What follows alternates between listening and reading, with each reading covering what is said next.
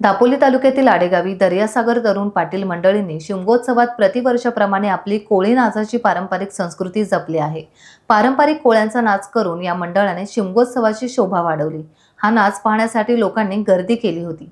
कोळी गाणी कोणाला आवडत नाहीत, ही तर महाराष्ट्राची ओळख आहे। कोळी गाणी ऐकताच आपसुकच आपले पाय थिरकायला लागतात। शिमगोत्सवात हाती वल्हे घेऊन आणि कमरेला रुमाल बांधून दर्यावरती कोळी बांधव नाचतानाचा आनंद मन उल्हासित करणारा आहे।